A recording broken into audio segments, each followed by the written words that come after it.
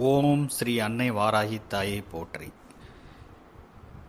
இப்போ இந்த பகுதியில் அடிப்படை ஜோதிடத்தில் ராசி மண்டலத்தை பற்றி பார்க்க போகிறோம்.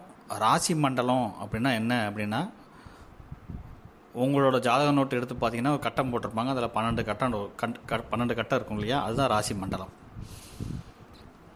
ரொம்ப டெப்த்தாக ராசி மண்டலம்னா என்ன, அது எவ்வளோ தூரத்தில் தள்ளி இருக்குது, ஒரு கிரகத்துக்கும் இன்னொரு கிரகத்துக்கும் எவ்வளோ தூரம், அதெல்லாம் நமக்கு தேவையில்லை மீன்ஸ் அது நமக்கு இப்போ தேவையில்லை. நீங்கள் ஜோதிடத்தில் நல்லா தெரிஞ்சு ஒரு வெல்வெர்ஸ்ட்டு பலன் சொல்லக்கூடிய ஆட்களாக மாறிட்டு அப்புறம் நேராக இருக்கப்போ அதெல்லாம் ஆய்வு பண்ணுங்கள்.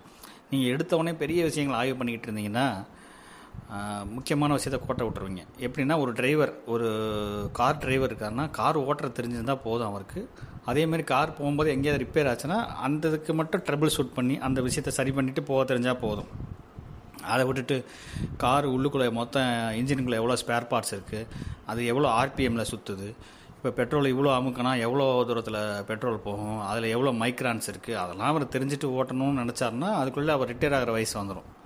சரிங்களா? அதனால் பெரிய விஷயங்கள்லாம் சின்ன மைனூட்டான விஷயங்கள்லாம் பின்னால் தெரிஞ்சுக்க வேணான்னு நான் சொல்லலை. அது இப்போ அவசியம் இல்லை, பின்னால் தெரிஞ்சுக்கலாம். இப்போ உங்களுக்கு ஒரு படம் உங்கள் கண்ணு முன்னால் தெரியும், பார்த்தீங்கன்னா தெரியும். அதில் ராசி அப்படின்னு சொல்லி போட்டு ஒவ்வொரு கட்டத்துலேயும் ஒரு பேர் கொடுத்துருக்கோம். அதில் ஒன்றுன்னு சொல்லி போட்டிருக்கலையே, அந்த இடத்துலேருந்து ஆரம்பிக்கணும். எப்பயுமே காலப்புருஷனோட 1வது ராசிங்கிறது மேசம். அங்கேருந்து தான் காலச்சக்கரம் ஆரம்பிக்கும். போக போக தெரிஞ்சுக்குங்க.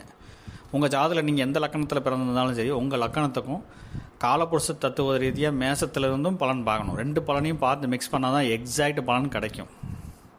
ஏன்னா உலகத்தில் ஒரு 700 கோடி பேர்த்துக்கு மக்கள் இருக்காங்க. அவங்க எல்லாத்தையுமே இந்த 12 கட்டத்துக்குள்ளே தான் அடக்குறாங்க. அப்படிங்கும்போது அவங்க பிறந்த லக்கணம் காலப்புருஷ தத்துவ லக்கணம் 2 இணைச்சி தான் பலன் சொல்லுவோம். இப்போ அது விஷயம் இல்லை, முதல்ல இதை தெரிஞ்சுக்கங்க. அப்போ 1வது கட்டத்தில் மேசம்னு போட்டிருக்கீங்க இல்லையா, அது மேஷம். இதே மாதிரி உங்கள் நோட்டில் ஒரு கட்டம் வரைஞ்சி இதே மாதிரி எழுதணும். முதல்ல எடுத்தோடனே மேசம், கீழே 1 அப்படின்னு சொல்லி போட்டிருக்குங்க. மேசம் 1ல் மேஷம். அடுத்து 2வது ராசி ரிஷபம், 3வது ராசி மிதுனம், 4வது ராசி கடகம், 5வது ராசி சிம்மம், 6வது ராசி கன்னி, 7வது ராசி துலாம், 8வது ராசி விருச்சகம், 9வது ராசி தனுசு, 10வது ராசி மகரம், 11வது ராசி கும்பம், 12வது ராசி மீனம். இதெல்லாம் 1லேருந்து 12 வரைக்கும். அதில் படத்தில் பார்த்தீங்கன்னா 1 2 3 4 5 6 7 8 9 10 11 12 போட்டிருப்பாங்க. கரெக்டாக அந்த கட்டம் எங்கே 1 ஆரம்பிக்குதோ அங்கேருந்து தான் எழுதணும். இதை எழுதி வச்சுக்கோங்க நோட்டில். அடுத்து இப்போ ராசி மண்டலத்தில் ராசிகளை பார்த்துட்டோம். அந்த ராசி அதிபதிகள் யார் அப்படின்னு சொல்லி பார்ப்போம். 1 மேசராசி. முதல்ல மேசராசின்னு போட்டிங்கன்னா அந்த மேசராசியோட அதிபதி செவ்வாய். உள்ளுக்குள்ளே மேசன் போட்டு உள்ளுக்குள்ளே செவ்வாய்னு அதே கட்டத்தில் எழுதிக்கிட்டாலும் சரி, இல்லை தனியாக செப்பரேட்டாக இன்னொரு கட்டம் போட்டுக்கிட்டு உள்ளுக்குள்ளே ராசி அதிபதிகள் அப்படின்னு சொல்லி தலைப்பு போட்டுட்டு உள்ளுக்குள்ளே தனித்தனியாக அந்த ராசிகளுக்கு நேராக அதிபதிகள் போட்டுட்டாலும் சரி, உங்களுக்கு எப்படி புரியுதோ அதுக்கு தகுந்த மாதிரி நீங்கள் எழுதிருங்க. அதாவது நம்ம விஷயத்தை கம்யூனிகேட் பண்ணிட்டோம். உங்களுக்கு எப்படி அதை நீங்கள் உள்வாங்கிக்கிறீங்க, நீங்கள் எப்படி அதை படித்த உடனே உங்களுக்கு புரிஞ்சுக்கிற மாதிரி உங்களால் எழுதிக்க முடியுமோ அந்த மாதிரி எழுதிக்கிங்க.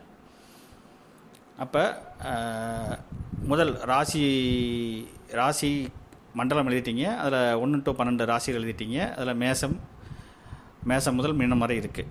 சரிங்களா? இப்போ அதுக்குள்ளேயே எழுதிட்டாலும் சரி, தனியாக எழுதிட்டாலும் சரி. சரி, முதல் ராசியோட அதிபதி மேசத்தோட அதிபதி செவ்வாய். 2வது ராசியான ரிஷபத்தின் அதிபதி சுக்கிரன். 3வது ராசி அதனோட அதிபதி மிதுனத்தோட அதிபதி புதன். 4வது ராசி கடகம், அதனுடைய ராசி அதிபதி சந்திரன். 5வது ராசி சிம்மம், அதனுடைய அதிபதி சூரியன். 6வது ராசி கன்னி, அதனுடைய அதிபதி புதன். 7வது ராசி துலாம், அதனுடைய அதிபதி சுக்கிரன். 8வது ராசி விருச்சகம், அதனுடைய அதிபதி செவ்வாய். 9வது ராசி தனுசு, அதனுடைய அதிபதி குரு. 10வது ராசி மகரம், அதனுடைய அதிபதி சனி. 11வது ராசி கும்பம், அதனுடைய அதிபதி சனி. 12வது ராசி மீனம், அதனுடைய அதிபதியும் குரு பகவான். அப்போ 1 முதல் 12 ராசிகள் பார்த்துட்டோம், அதோட அதிபதிகள் எல்லாமே பார்த்துட்டோம். இப்போ திருப்பி ஃபஸ்ட்லேருந்து ஒரு ரீகால் பண்ணுறேன். கரெக்டானோட உங்கள் நோட்டில் இருக்கிறத கரெக்டானு செக் பண்ணிக்கோங்க. முதல் ராசி மேசம், அதனுடைய அதிபதி செவ்வாய். 2வது ராசி ரிஷபம், அதனுடைய அதிபதி சுக்கிரன். 3வது ராசி மிதுனம், அதனுடைய அதிபதி புதன். 4வது ராசி கடகம், அதனுடைய அதிபதி சந்திரன். 5வது ராசி சிம்மம், அதனுடைய அதிபதி சூரியன். 6வது ராசி கன்னி, அதனுடைய அதிபதி புதன். 7வது ராசி சுக்கிரன், அதனுடைய அதிபதி